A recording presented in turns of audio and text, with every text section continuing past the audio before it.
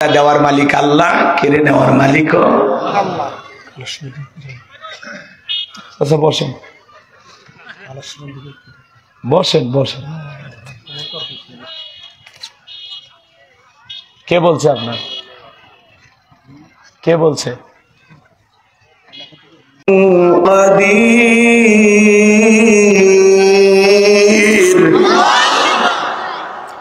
সব বিষয়ের উপরে একমাত্র ক্ষমতাবান তিনি কে? তাহলে ভালো করে বুঝলেন, ক্ষমতা দেওয়ার মালিক আল্লাহ, কেড়ে নেওয়ার মালিক আল্লাহ। আচ্ছা বসেন বসেন বসেন। কে বলছে আপনার? কে বলছে? পরিচালনা করতেছেন তো আগে আগে আমাকে বললেন না। কে বলছে?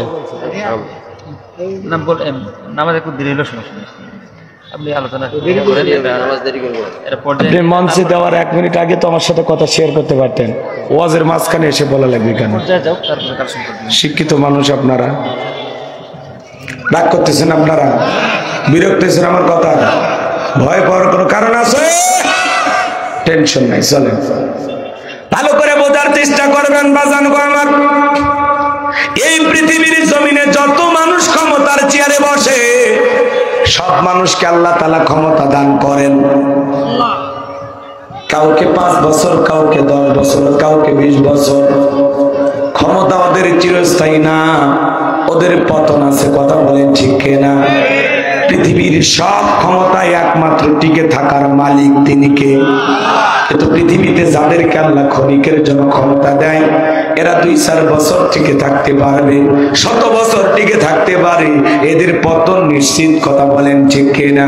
আমি যে কথা আপনাদের উদ্দেশ্যে বলতে চাচ্ছিলাম, এই পুরো পৃথিবীর ক্ষমতা আল্লাহ পাক 4 জন মানুষকে দিয়েছিলেন। পুরো পৃথিবীর ক্ষমতা জোরে বলেন কয়জন? আর একটু জোরে বলেন কয়জন? 4 জন মানুষকে আল্লাহ পুরো পৃথিবীর ক্ষমতা দিয়েছিলেন। ভাই, পুরো পৃথিবীর ক্ষমতা তো দূরের কথা, ছোটখাটো পাতি নেতার গরম এলাকায় থাকা যায় না। কামারে জিনিস আছে না নাই? বিশ্বনবীর জামানায় এরকম একজন পাতি নেতা ছিল, এর নাম ছিল মহাবীর আমর। নবী আমার হিজরত করে মদিনায় চলে গেছেন মক্কার কাফেরদেরকে নিয়ে। আমার নবীর কোনো মাথা ব্যথা নাই, কিন্তু এই মক্কার মহাবীর আমর প্রতিমার সামনে দাঁড়ায়া শপথ গ্রহণ করে বলতেছে, যতক্ষণ আব্দুল্লাহর বেটা মুহাম্মদ সাল্লাল্লাহু আলাইহি সাল্লামের দেহ থেকে কাল্লা না ফেলাইতে পারবো, ততক্ষণ পর্যন্ত আমি 1 ফোঁটা পানিও পান করব না। চিৎকারে মেরে বলুন নাউজুবিল্লাহ। আমার নবীকে আর পাকা ধারে মই দিয়েছে, আর বাড়িতে চুরি করতে গেছে। আমার নবীর কি কোনো অপরাধ আছে? নবী কালেমার দাওয়াত, ইসলামের প্রচার প্রসার করে, এটাই কাফের বেঈমানদের সহ্য হতো না।